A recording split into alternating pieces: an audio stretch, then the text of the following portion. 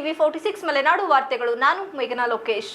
ಕಲ್ಲು ಗಣಿಗಾರಿಕೆ ನಡೆಸುತ್ತಿರುವವರ ವಿರುದ್ಧ ಗ್ರಾಮಸ್ಥರ ತೀವ್ರ ಆಕ್ರೋಶಗೊಂಡ ಸ್ಥಳಕ್ಕೆ ಸಕಲೇಶಪುರ ಉಪವಿಭಾಗಾಧಿಕಾರಿ ಶ್ರುತಿ ಭೇಟಿ ನೀಡಿ ಪರಿಶೀಲನೆ ನಡೆಸಿದರು.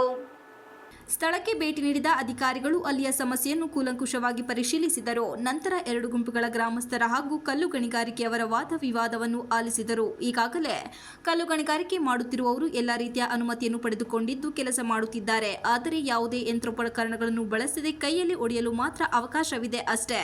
ಆದರೆ ನೀವು ಅವರ ಕೆಲಸಕ್ಕೆ ಅಡ್ಡಿಪಡಿಸುವುದು ಸರಿಯಿಲ್ಲ. ಅವರು ಕೂಡ ಕುಟುಂಬಗಳಿವೆ. ಇದಕ್ಕೆ ನಂಬಿ 200 ಹೆಚ್ಚು ಕುಟುಂಬಗಳು ಜೀವನ ನಡೆಸುತ್ತಿದ್ದಾರೆ.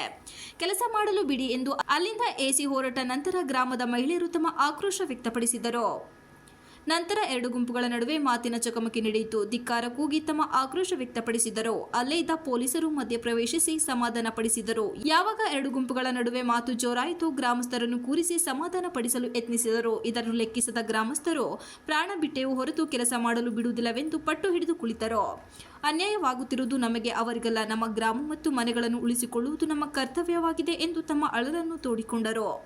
ಯಾವಾಗ ಪರಿಸ್ಥಿತಿ ಕೈಮೀರುವ ಹಂತಕ್ಕೆ ತಲುಪಿತು, ಆವಾಗ ಉಪವಿಭಾಗಾಧಿಕಾರಿಗಳು ತಾತ್ಕಾಲಿಕವಾಗಿ ಕಲ್ಲು ಗಣಿಗಾರಿಕೆಯನ್ನು ನಿಲ್ಲಿಸುವಂತೆ ಗಣಿಗಾರಿಕೆಯವರಿಗೆ ತಿಳಿಸಿದರು.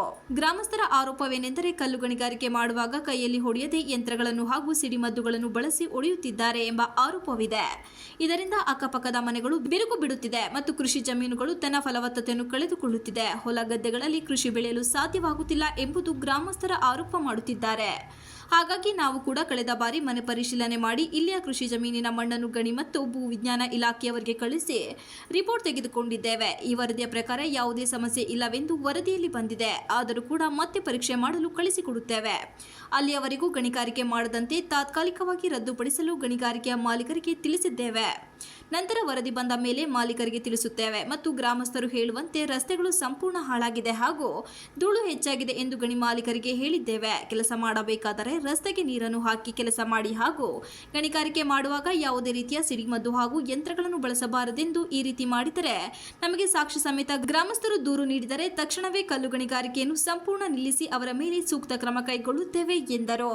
ಭುವಿ ಸಮಾಜದ ರಾಜ್ಯಾಧ್ಯಕ್ಷ ಮಂಜಪ್ಪ ಮಾತನಾಡಿ, ಅಲೆಮಾರಿ ಜನಾಂಗದವರಾದ ನಾವು ಕಲ್ಲನ್ನೇ ನಂಬಿ ಸುಮಾರು 200ಕ್ಕೂ ಹೆಚ್ಚು ಕುಟುಂಬಗಳು ಜೀವನ ನಡೆಸುತ್ತಿದ್ದು ಇದೇ ನಮಗೆ ಆಧಾರವಾಗಿದೆ. ಕಲ್ಲು ಗಣಿಗಾರಿಕೆ ನಡೆಸಲು ಎಲ್ಲಾ ರೀತಿಯ ಅನುಮತಿಯನ್ನು ತೆಗೆದುಕೊಂಡಿದ್ದರೂ ನಮಗೆ ಗ್ರಾಮಸ್ಥರು ಅನವಶ್ಯಕವಾಗಿ ತೊಂದರೆ ಕೊಡುತ್ತಿದ್ದಾರೆ. ಇಲ್ಲಿಯ ಗ್ರಾಮಸ್ಥರ ಉದ್ದೇಶವೇನೆಂದರೆ, ನಮಗೆ ಹಣಕ್ಕೆ ಬೇಡಿಕೆ ಇಟ್ಟಿದ್ದರು. ಹಣ ಕೊಟ್ಟರೆ ಮಾತ್ರ ಕೆಲಸ ಮಾಡಲು ಬಿಡುತ್ತೇವೆ, ಇಲ್ಲ ಬಿಡುವುದಿಲ್ಲವೆಂದು ನಮ್ಮ ಗಣಿ ಮಾಲೀಕರಿಗೆ ತೊಂದರೆ ಕೊಡುತ್ತಿದ್ದಾರೆ. ಪ್ರತಿ ತಿಂಗಳು 30,000 ಕೊಡಿ ಎಂದು ಕೇಳುತ್ತಾರೆ. ಆದರೆ ನಾವು ಕೊಡಲು ಒಪ್ಪದಿದ್ದಾಗ ಈ ರೀತಿಯ ಪ್ರತಿಭಟನೆ, ಜಗಳ ಮಾಡಿ ಕೆಲಸ ನಿಲ್ಲಿಸುತ್ತಾರೆಂದು ಗ್ರಾಮಸ್ಥರ ಮೇಲೆ ಆರೋಪ ಮಾಡಿದರು. ಈ ಹಿಂದೆಯೂ ಕೂಡ ಗ್ರಾಮಕ್ಕೆ 2.50 ಲಕ್ಷ ರು ಹಣವನ್ನು ಕೊಟ್ಟಿದ್ದೇವೆ. ಗ್ರಾಮಸ್ಥರು ಕೂಡ ಎಲ್ಲರೂ ಸಹಿಯನ್ನು ಹಾಕಿಕೊಟ್ಟಿದ್ದಾರೆ. ಅದರ ಪತ್ರ ಕೂಡ ನಮ್ಮ ಹತ್ತಿರವಿದೆ. ಪ್ರತಿ ತಿಂಗಳು ಪದೇ ಪದೇ ಹಣವನ್ನು ಕೊಡಿ ಎಂದರೆ ಎಲ್ಲಿಂದ ಕೊಡೋಣ?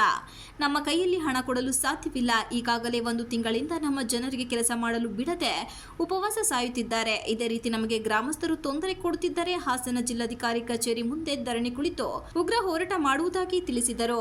ಗ್ರಾಮಸ್ಥರಾದ ದಾಕ್ಷಾಯಣಿ ಮಾತನಾಡಿ, ನಮ್ಮ ಗ್ರಾಮಕ್ಕೆ ಬಂದ ಎಸಿ ಹಾಗೂ ತಹಶೀಲ್ದಾರ್ ಅವರು ನಮ್ಮ ಸಮಸ್ಯೆ ತೊಂದರೆಗಳನ್ನು ಕೇಳುತ್ತಿಲ್ಲ. ಎಲ್ಲ ಅವರ ಪರವಾಗಿಯೇ ಮಾತನಾಡುತ್ತಿದ್ದಾರೆ.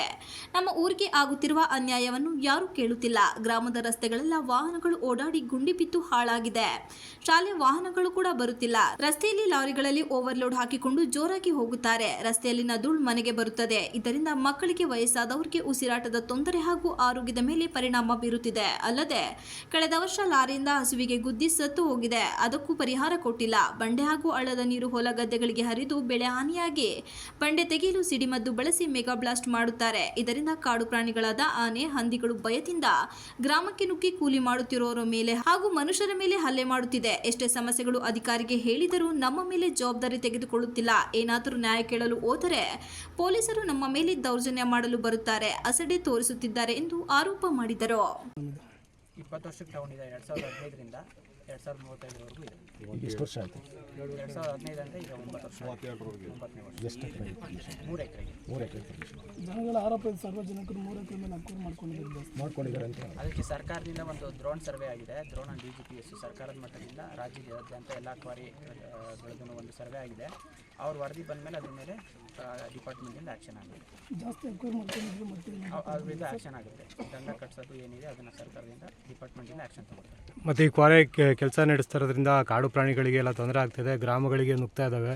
ಅದರಿಂದ ಸಾರ್ವಜನಿಕ ತೊಂದರೆ ಆಗ್ತದೆ ಅಂತ ಕೇಳಿದ್ದಾರೆ. ಅದಕ್ಕೆ ಮೊನ್ನೆಲ್ಲ ಅನೌನ್ಸ್ಮೆಂಟ್ ಮಾಡ್ಕೊಂಡು ಹೋಗಿದ್ದಾರೆ. ಕಾಡು ಪ್ರಾಣಿಗಳಿಂದ ರಕ್ಷಣೆಗೆ ಗ್ರಾಮಸ್ಥರಿಗೆ ಯಾವ ರೀತಿ ರಕ್ಷಣೆ ಕೊಡಿಸ್ತಾ ಇದ್ರು? ಅನೌನ್ಸ್ಮೆಂಟ್ ಮಾಡ್ಕೊಂಡು ಹೋಗಿದ್ದಾರೆ. ಅಲ್ಲ, ಅದನ್ನೇ ನಮ್ಮ ಗೈಡ್ಲೈನ್ಸ್ ಪ್ರಕಾರ ಏನಿದೆ ನಾಮ್ಸ್ ಪ್ರಕಾರ ಚೆಕ್ ಮಾಡಿ ಒಂದು ಲೈಸೆನ್ಸ್ ಕೊಟ್ಟಿರ್ತಾರೆ. ಈಗ ಆನೆ ಇದೆ ಅನ್ನೋದು ಇದು ಒಂದು ಊರಿಗೆ ಸಮಸ್ಯೆ ಅನ್ನೋದಿಲ್ಲ, ಕ್ವಾರಿ ಇಲ್ಲದೇ ಇರೋ ಊರಲ್ಲೂ ಆನೆ ಬರ್ತಿದೆ, ಅದನ್ನೇ ಇದಕ್ಕೆ ಲಿಂಕ್ ಮಾಡಿ ಈ ಫಾರೆಸ್ಟ್ ಡಿಪಾರ್ಟ್ಮೆಂಟ್ ಅವರು ಹೌದಪ್ಪ ನಮ್ಗೆ ಈ ಕ್ವಾರಿಯಿಂದಾನೇ ನಮ್ಗೆ ಆನೆಗಳು ಬರ್ತಾ ಇದೆ ಈ ಊರಿಗೆ ಅಂತ ಒಂದು ರಿಪೋರ್ಟ್ ಕೊಟ್ಟರೆ ಅದ್ರ ಬೇಸಿಸ್ ಮೇಲೆ ನಾವು ರೆಕಮೆಂಡ್ ಮಾಡಿ ಸ್ಟಾಪ್ ಮಾಡಿಸ್ತೀವಿ. ಬಟ್ ಆ ಥರದ್ದನ್ನು ಈಗ ಜನರಲೈಸ್ಡ್ ಆಗಿ ಅಲಿಗೇಷನ್ಸ್ ಮಾಡೋದು ನಮ್ಗೆಲ್ಲರಿಗೂ ಈಸಿ. ಅದಕ್ಕೊಂದು ಬೇಸ್ ಬೇಕಲ್ವಾ, ರಿಪೋರ್ಟ್ ಏನಾದ್ರು ಬಂದರೆ ಖಂಡಿತ ನಾವು ಇದು ಮಾಡಿ. Pradeep, TV 46 Malenadu news, Aluru.